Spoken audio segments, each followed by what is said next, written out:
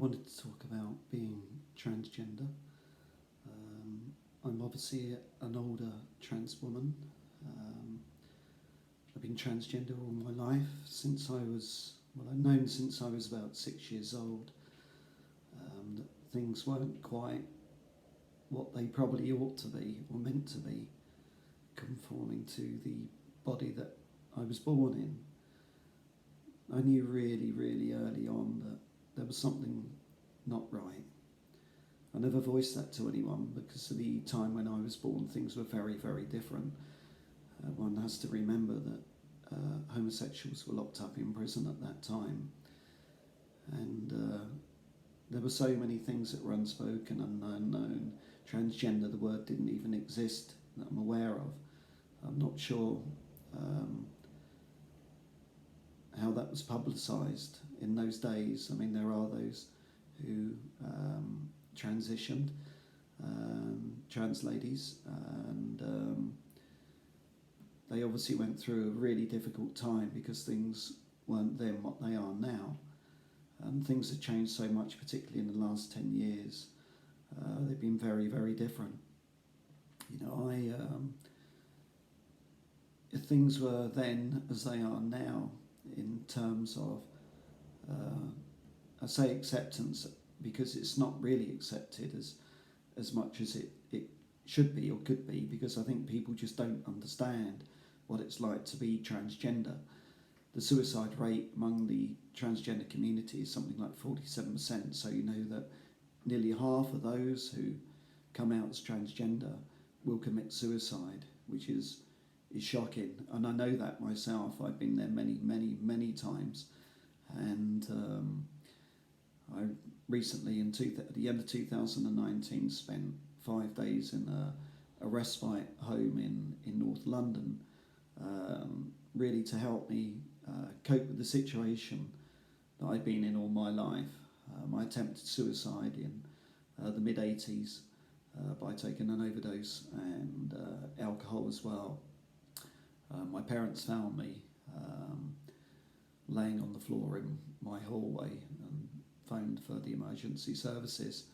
That was really just one of the many occasions when it all became too much. And I've been dressing since I was, I don't know, probably 7 or 8, I guess. You know, the usual story of mum's clothes and mum's makeup and sister, all of those things. The same as every other transgender woman goes through, I think, and probably the same for transgender men as well. I can't speak for them, but I can only speak for myself.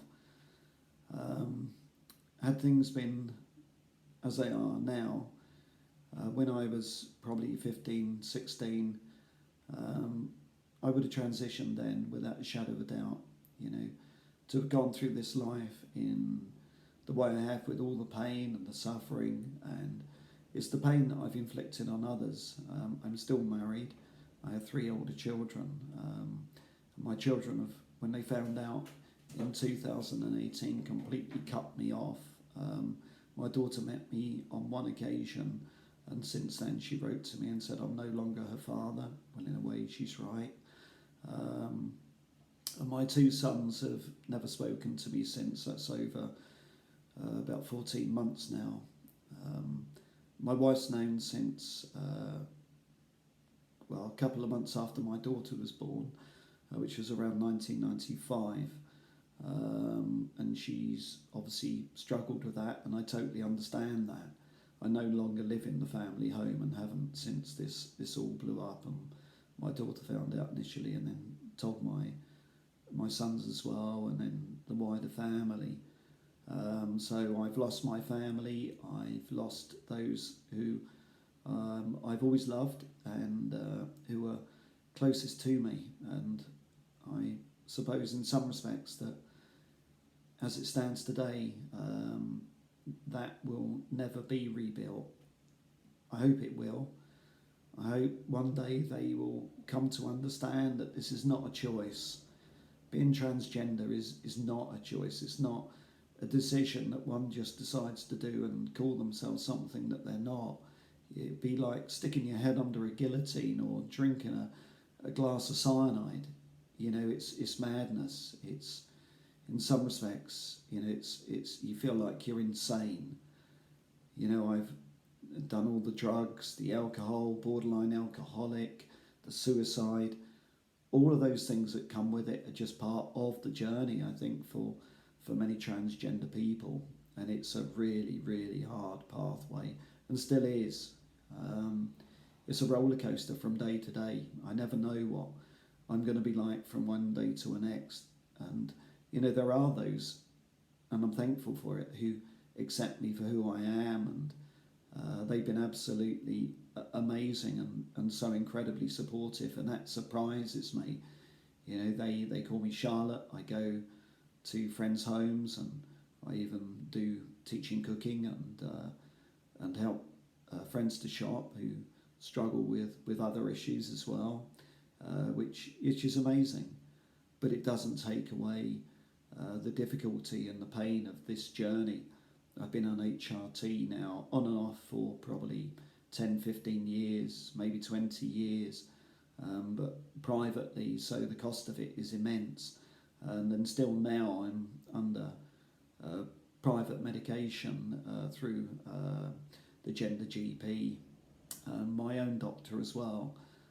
So I have to pay for my medication, and it's not cheap, it's expensive.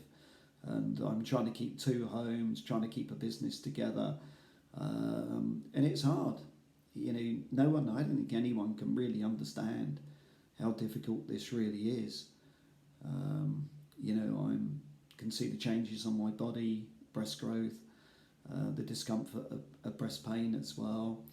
You hear it all the time with other transgender women as they get breast growth, that there's the pain and the sensitivity that comes with it, but it also takes away, the HRT takes away the dysphoria that comes with it, and the dysphoria is horrendous. I don't think anyone can really imagine the pain of that.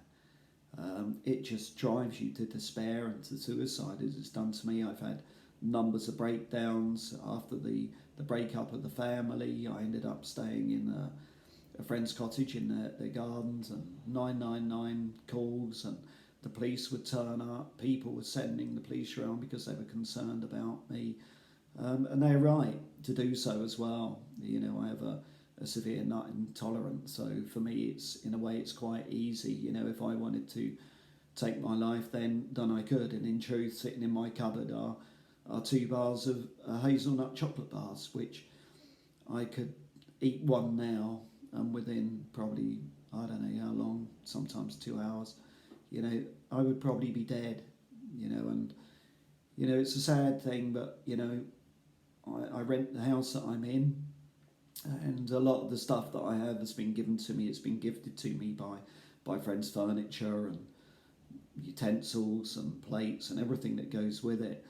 And this week I went round the whole of the house and labelled up everything, put sticky labels on everything that belongs to other people. I bagged up all my clothes and went through all the paperwork, sorting that all out, things like pensions and birth certificates and driving licence. I signed my car over to my wife.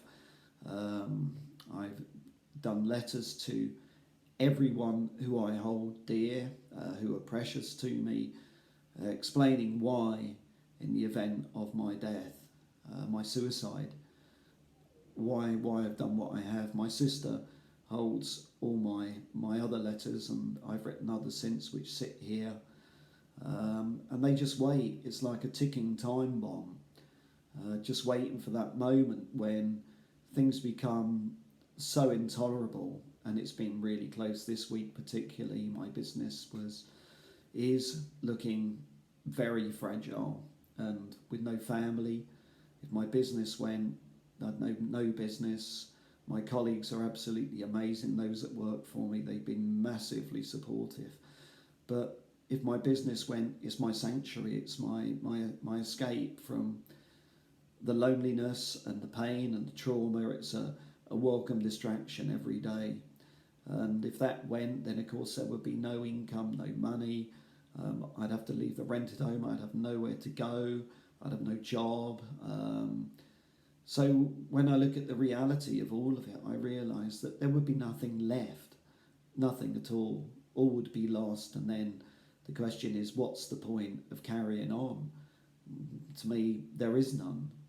You know, I am who I am, and I didn't choose to be transgender.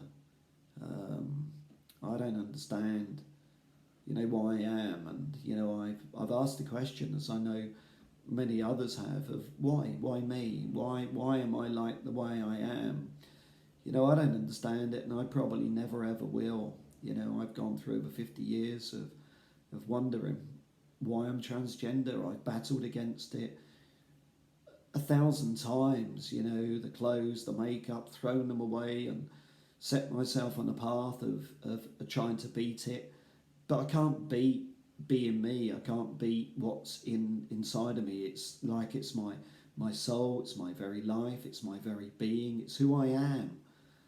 And it's hard. I've been out a number of times shopping in supermarkets at Charlotte. I went into an Asda store, which was the first time I ever went out publicly and went shopping, and it was really, really scary. I was petrified. I was really scared of what the outcome of that would be and how people would view me. And I know when people pass me, they knew I was transgender. I know it's obvious. And, I went into Asda and straight for the ladies section, and I felt safe there.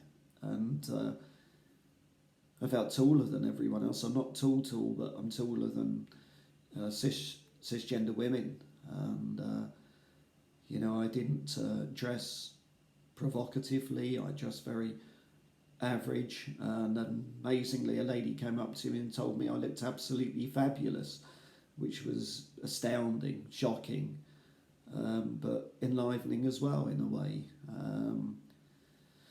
And I carried on shopping and did my shop. I've done that a number of times now and been to the same place. And in a way, I feel comfortable now doing that. I know people know, and I know people would judge me, and I know those who will make derogatory comments about me, and those who will laugh at me and mock me as well. And I think that's just part of the territory. I think it's part of the life of being transgender. As much as things are so much better than they were, without a shadow of doubt, it's still really frowned upon, and there's a lot of hatred. I'm a professing Christian, and the journey being transgender and being a Christian is for many is an oxymoron.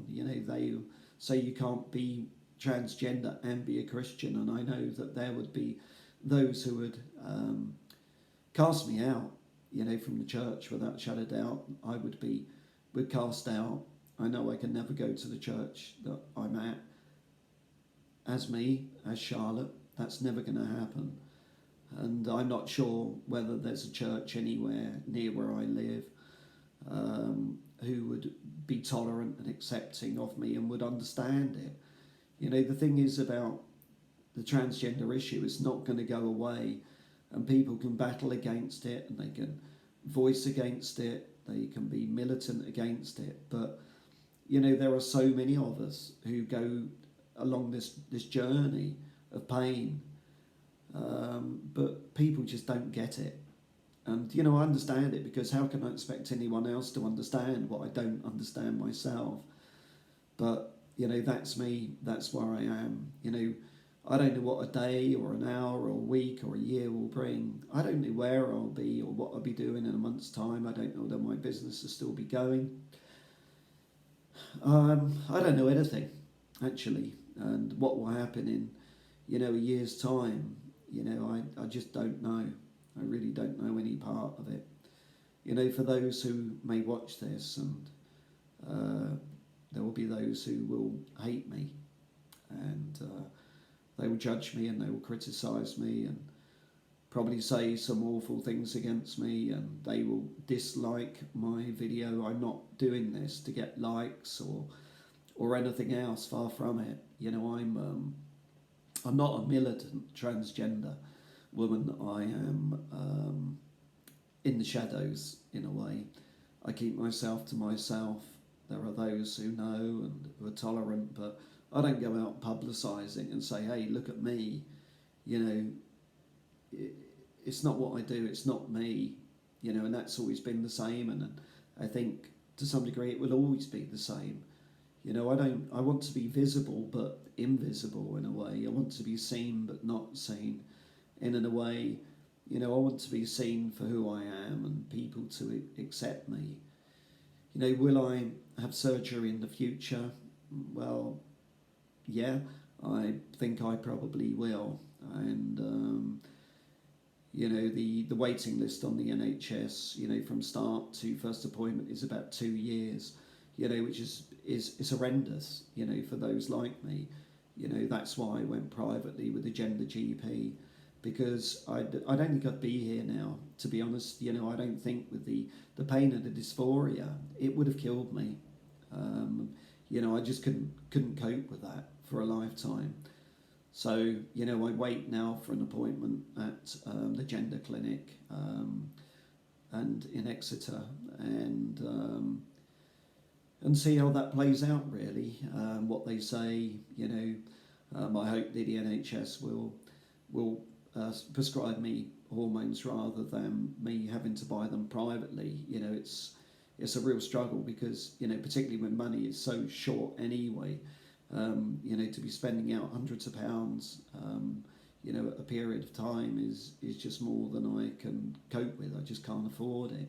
So I hope that the NHS will look upon me as someone who's lived with this all their lives, and I know myself better than anyone else ever can. You know, I've lived with it for so long, and I hope that they equally will understand who and what I am, and, you know, my journey, and, you know, where I've been, where I am, and where I'm planning to go. So yeah, I just wait and see what happens then. First appointment 2 years. Some people say it'll be another year before you get the next appointment. You know, which is horrendous. You know, will I be here? Will I actually survive that long? I don't know. I don't know, because it's such a roller coaster. So, you know, that's me. So if you're a transgender woman, you know, whether younger or older, I think we all take the same journey. We all go through the same pain. We take different directions.